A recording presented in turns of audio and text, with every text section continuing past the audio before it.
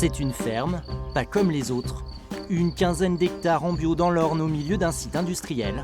Ici vit une joyeuse bande qui cultive la nature et l'esprit de famille.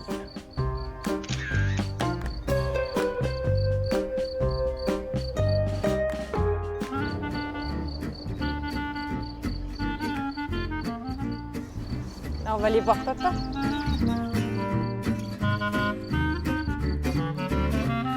Salut les filles! Là on a du Duroc, du Basque, du Berkshire. Et là c'est que des femelles. Allez Coco, viens! Ce jour-là, pour Thérèse et Yannick, c'est le moment de changer les cochons de place.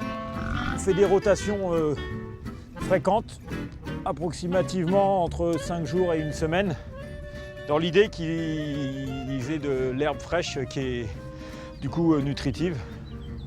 Ça fait rire souvent, mais la raison première pour laquelle j'ai choisi les cochons, c'est ça. C'est pour qu'ils fassent un travail comme ça. Ils vont faire la même chose qu'un travail qu'une labour légère, quoi.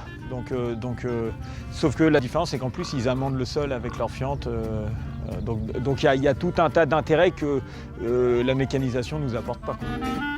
Thérèse et Yannick se sont installés à la Berouette fin 2015.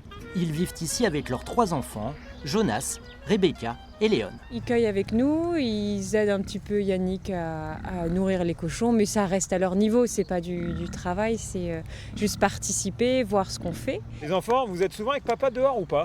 Ouais. Ils sont tout le temps avec moi. Ce qu'on met en place, c'est pas juste une ferme, c'est le respect de la nature, comprendre la nature. Là, c'est une école à la maison. C'est pas avoir une vision sombre ou quoi, de dire que nos gamins ils vont faire face à des vraies choses qui nous dépassent pour l'instant, quoi. On n'arrive pas à tout appréhender encore sur leur avenir, mais je pense que là, ils ont des clés pour aller de l'avant, j'espère, quoi. Un projet de vie qui est né il y a 5 ans. Je me présente, Thérèse. Je suis Yannick. Avec notre petit gars Jonas, on est parti au Sénégal en février 2014. Et durant cette année, grâce à vous, on a pu planter au moins 400 arbres qui va être la création de notre future forêt-jardin. Yannick et Thérèse ont testé la permaculture dans une ONG à la lisière du Sahel, une expérience qui a changé leur vie. On est allé au Sénégal uniquement avec le bagage pour moi paysagiste et puis pour toi... Un bac agricole et du coup une petite sensibilisation. Mais... Voilà, donc on avait surtout des belles idées, et ça a vraiment du poids de dire ça, c'est qu'en fait ça avait recréé du rêve, tu vois, juste le potentiel de l'outil avait recréé un truc, tout est possible. Après ce voyage, le couple a décidé de créer une forêt-jardin en Normandie. Vas-y. Des arbres fruitiers, des baies, des plantes aromatiques et même des champignons.